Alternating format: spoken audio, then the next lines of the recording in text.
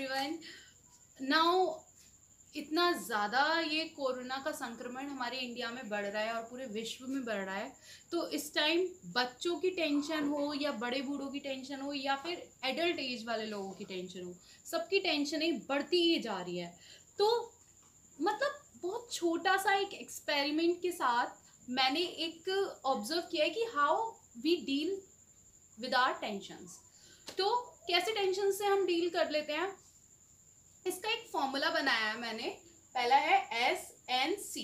ठीक है, पहले थोड़ा सा डिस्कस करते हैं, देन इस फॉर्मूले पे आते हैं। ठीक है, कि कैसे हम टेंशन से डील कर सकते हैं, कैसे हम इजीली अपनी टेंशन्स में काम रह सकते हैं और उसका सोल्यूशन भी हमें मिल सकता है। ठीक है, तो पहले कुछ लाइंस जो लिखी है मैंने वो मैं आपको बताना चाहती हूँ।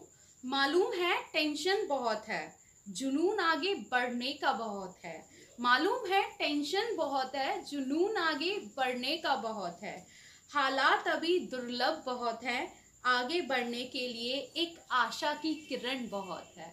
एक आशा की किरण बहुत है। नाउ तो देखिए, जैसे कि हम बचपन से देखते आए हैं, जब हम छोटे से थे, स्कूल लाइफ थी हमारी, तब हमें किसकी पढ़ाई की टेंशन थी, हमारी पॉकेट मनी की टेंशन थी, नए कपड़े लाने की टेंशन थी। तो ये बताइए कि वो टेंशन हमारे साथ आगे तक कंटिन्यू हुई या उनका हमें सोल्यूशन मिल गया? सोचिए एक बार, कभी कंटिन्यू हुई वो आगे तक हमारे साथ टेंशन? नहीं हुई। एग्जैक्टली। अब कुछ स्टूडेंट्स वो देखिए जिनके 10th-12th के एग्जाम्स थे, तो उन्होंने एग्जाम की टेंशन ली होगी उस टाइम पे। कुछ को तो टेंशन के मारे फीवर तक आ जाता है। तो क्या वो टेंशन 12th की सॉल्व नहीं हुई? क्या आपके साथ हमेशा कंटिन्यू रहे वो? क्या आपका उस टाइम पे फीवर आना सिर्फ बिकॉज ऑफ द टेंशन किसी काम का रहा, या आपको और ज्यादा उस टाइम पे वीक बना दिया, आप तैयार ही नहीं कर पाए उस टाइम पे ढंग से? सोचिए थोड़ा सा। नाउ अब ऐसी मैं जॉब वालों की बात करती हूँ, और जो इंटरव्यू देने जा रहे होते हैं फर्स्ट टाइम, उनको बहुत ज़्यादा टेंशन होती है, नर्वसनेस होती है कि उनका इंटरव्यू कैसे होगा। पर ये बताइए, टेंशन लेने से वो इंटरव्यू अच्छा हो जाएगा या फिर ये सोचने से अच्छा होगा कि आपको उससे डील कैसे करना है, वहां जाके उसके कॉन्फिडेंस से उसके आंख मिला के इंटरव्यूअर को आंसर्स कैसे देने हैं, इससे अच्छा होगा इंटरव्यू या फिर टेंशन लेने से अच्छा होगा?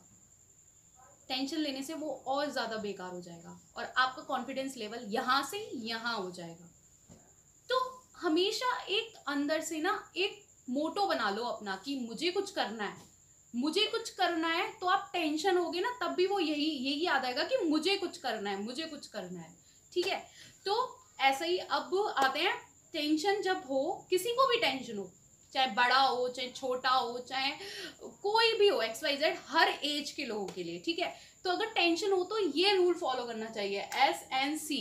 S for solution, first solution की बाद में बात करेंगे हम। ठीक है, N normal and C for continue. ठीक है, पहले हम काम करेंगे नॉर्मल पे। जब हमें टेंशन हो तो बिहेव करो, कोशिश करो कि नॉर्मल, जैसे तुम नॉर्मल रूटीन में बिजी रहते हो ना, वैसे ही नॉर्मल होने की कोशिश करो। ये नहीं कि उस टाइम पे हाइपर हो जाओ, मतलब एकदम से लेट हो जाओ, ये सब नहीं करना चाहिए, क्योंकि उस टाइम हमारा दिमाग और ज्यादा ही बेकार चीजें सोचने लग जाता है। जितनी भी नेगेटिविटी होती है ना, वो सारी चीजें सोचने लग जाता है। वो ये नहीं सोचेगा कि हम क्या कर सकते हैं, क्या पॉजिटिविटी आ सकती है इससे, कुछ नहीं सोचेगा। तो पहले नॉर्मल होने की कोशिश करो वहां पे टेंशन वाली सिचुएशन में, तो आपका दिमाग काम करेगा, आपका पॉजिटिविटी के थ्रू जाएगा दिमाग। अब C कंटिन्यू, जो भी आपके डेली रूटीन्स हैं उनको कंटिन्यू करो। कंटिन्यू, ये मत वो कोई टेंशन आई है हाँ उस पर ध्यान दो, सोचो, पर ओवर थिंकिंग अगर तुम उसके लिए करने बैठोगे तो आपके जो कंटिन्यूटी, जो बाकी सारे आप काम करते हो डेली, वो सारे छूट जाएंगे पीछे, और शायद उनकी वजह से आपको ज्यादा लॉस हो सकता है रेदर देन दैट टेंशन।